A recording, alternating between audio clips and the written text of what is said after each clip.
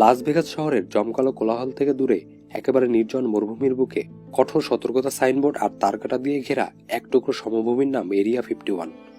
এই তো এক যুগ আগেও এই জায়গার অস্তিত্ব সম্পর্কে সর্বসাধারণের তেমন কোনো ধারণাই ছিল না। বলা হয় এই এলাকার আশেপাশে ঘোরাঘুরি কিংবা প্রবেশের চেষ্টা করলে সরাসরি গুলি খেয়ে মৃত্যু অনিবার্য। তাছাড়া এখানকার আকাশ সীমানা দিয়ে সাধারণ বিমান উঠতে পারে না। একেবারে সংরক্ষিত এই এলাকাটি বেশ কয়েকটি কারণে দীর্ঘদিন ধরেই ব্যাপক সমালোচিত হয়ে আসছে। অনেকে বিশ্বাস করে এখানে এলিয়েন টেকনোলজি নিয়ে গবেষণা করা হয়, কিংবা নাসার চাঁদে অবতরণ করা ঘটনাটি পুরোপুরি একটি সাজানো নাটক ছিল যার শুটিং এখানে করা হয়েছে। তাই সুপ্রিয় দর্শক, এরিয়া 51কে নিয়ে আরও কিছু রোমাঞ্চকর তথ্য দিয়ে এই ভিডিওটি সাজানো হয়েছে। চলুন তবে আর দেরি না করে সেই তথ্যগুলো বিস্তারিত জেনে আসি।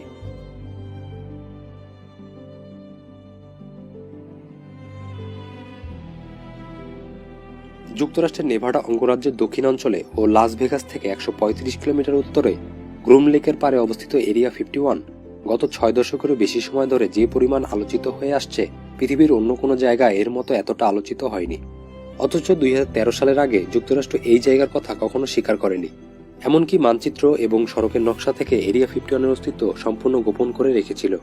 1988 সালে রাশিয়ার একটি স্যাটেলাইট থেকে এই জায়গার একটি ছবি নেওয়া হলে প্রথমবারের মতো মানুষ এরিয়া 51 সম্পর্কে জানতে পারে। Dreamland, Paradise Ranch, Home Base এবং ওয়াটার টাউন বেশ কয়েকটি নামেই পরিচিত এই এরিয়া 51। মূলত গ্রুম লেকের লবণ সমভূমির উপর তৈরি করা হয়েছে এই জায়গা। 1864 সালে এখানে রূপা এবং সীসার সন্ধান পাওয়ার পর প্রায় 1950 সাল পর্যন্ত groom lake mining company limited নামের একটি কোম্পানি এখানকার খনি থেকে রূপা এবং সীসা উত্তোলন করে। লবণ সমভূমিটি বিমান ওঠানামা করার জন্য ব্যাপক সুবিধাজনক হওয়ার কারণে যুক্তরাষ্ট্রের সরকার 1942 সালে এখানে একটি এয়ারবেস নির্মাণ করে, যাতে 5000 ফুট লম্বা দুটি কাঁচা রানওয়ে ছিল। তবে দ্বিতীয় বিশ্বযুদ্ধের পর 1947 সালে এই এয়ারবেসটি বন্ধ করে দেওয়া হয়। পরবর্তীতে রাশিয়া এবং যুক্তরাষ্ট্রের মধ্যে স্নায়ুযুদ্ধের সূত্রপাত হলে দুই দেশই তাদের সামরিক সক্ষমতা বাড়াতে শুরু করে। ফলে রাশিয়ার সেনাবাহিনী যুদ্ধাস্ত্র বা সামরিক সক্ষমতার দিকে নজর রাখতে 1955 সালের দিকে Nevada test and training range কমপ্লেক্সের অংশ হিসাবে এরিয়া 51-এর যাত্রা শুরু হয়েছিল। বর্তমানে এই এলাকার সুরক্ষা ব্যবস্থা পৃথিবীর অন্যতম শক্তিশালী সুরক্ষা ব্যবস্থাগুলোর একটি। এরিয়া 51-এর আকাশ সীমানা দিয়ে কোনো সামরিক কিংবা বেসামরিক বিমান উঠতে পারে না। এমনকি 26,000 বর্গ কিলোমিটার স্থল সীমানার মধ্যে কোনো মানুষ অথবা যানবাহন প্রবেশ করতে পারে না। এই এলাকার নিরাপত্তা ব্যবস্থা এতটাই কঠোর যে এর সীমানায় প্রবেশকারী বহিরাগত যে কাউকে সরাসরি গুলি করার নির্দেশ রয়েছে। সুরক্ষিত এই এলাকা দেয়াল দিয়ে ঘেরা না হলেও প্রবেশপথে সাইনবোর্ডে কঠোরভাবে অনুপ্রবেশের বিরুদ্ধে হুঁশিয়ারি লেখা রয়েছে। এখানে কর্মরতদের পরিচয় সম্পর্কে বাইরে কেউ কিছু জানে না। এরপরেও যদি কেউ সশস্ত্র প্রহরী কিংবা এই এলাকার চতুর্দিকে লাগানো সিসি ক্যামেরাগুলোকে ফাঁকি দিয়ে প্রবেশ করতে সক্ষম হয়, তবুও সে অত্যাধুনিক নানা প্রযুক্তির machine detector, laser detector, sound ডিটেক্টরগুলোকে কখনোই ফাঁকি দিতে পারবে না। তাছাড়া এখানকার সেন্সরগুলো এতটাই চালাক যে শুধুমাত্র ঘ্রাণ পর্যবেক্ষণের মাধ্যমে আশেপাশে থাকা যে কোনো মানুষ বা বন্যপ্রাণীর অস্তিত্ব তারা পর্যবেক্ষণ করতে পারে। প্রথম থেকেই এরিয়া 51 ছিল মূলত একটি গোপন এয়ারক্রাফটের টেস্ট ফ্যাসিলিটি গ্রাউন্ড, যার ফলশ্রুতিতে খুব অল্প সময়ের মধ্যে U-2 স্পাই প্লেন আকাশে ডানা মেলে, যেটা দিয়ে মার্কিন গোয়েন্দা সংস্থা স্নায়ুযুদ্ধের সময় গুপ্তচর অভিযান চালিয়েছিল রাশিয়ার উপর।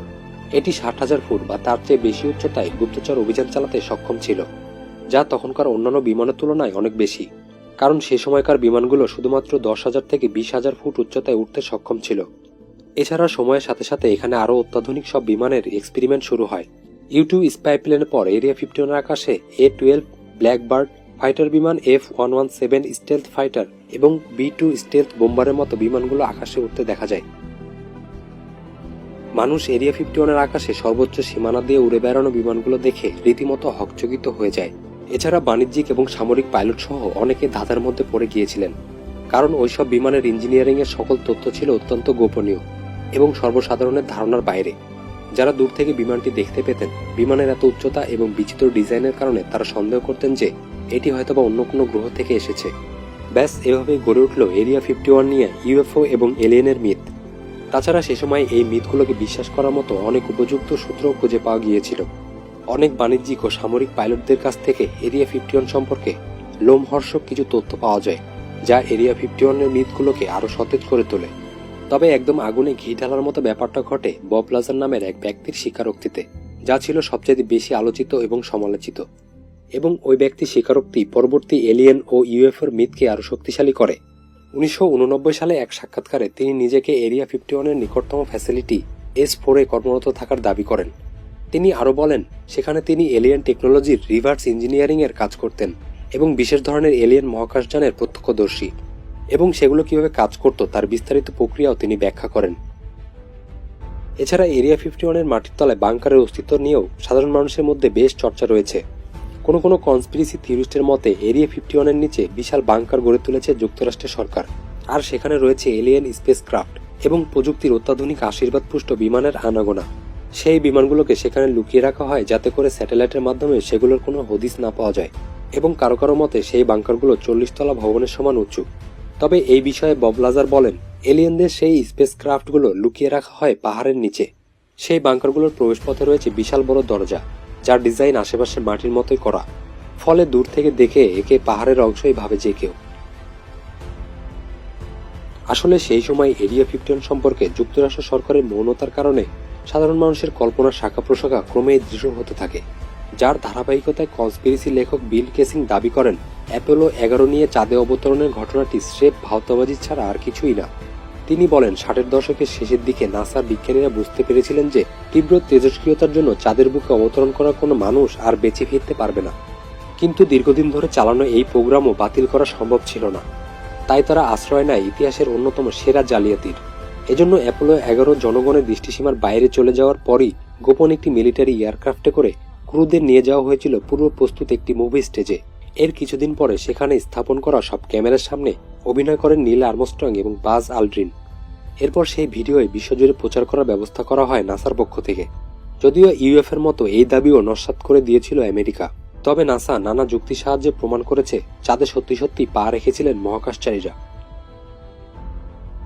এরিয়া 51-এ যে আসলে কি আছে এবং সেখানে কি কাজ করা হচ্ছে সেই সম্পর্কে জনগণের ধারণা বেশ কম, এবং এই কম ধারণা থেকে এই ধরনের রোমাঞ্চকর কনস্পিরেসির জন্ম নেওয়াটা স্বাভাবিক। আর সেই রোমাঞ্চকে কার্যত মান্যতা দিয়ে 1996 সালে এখানকার হাইওয়ে 374 নামক রাস্তার নাম পরিবর্তন করে রাখা হয় এক্সট্রা টেরিস্ট্রিয়াল হাইওয়ে, যার মানে ভিনগ্রহীদের সড়ক। তবে 2013 সালে মার্কিন যুক্তরাষ্ট্রের কেন্দ্রীয় গোয়েন্দা সংস্থা CIA-এর প্রকাশিত নথিতে জানানো হয়, শুধুমাত্র বিমানের পরীক্ষা নিরীক্ষার জন্য 1955 সালে নেভাডার জনশূন্য মরুভূমিতে এরিয়া 51-এর জন্য জায়গা বেছে নেওয়া হয়। এর সাথে এলিয়েন কিংবা ইউএফওর কোনো যোগসূত্র নেই।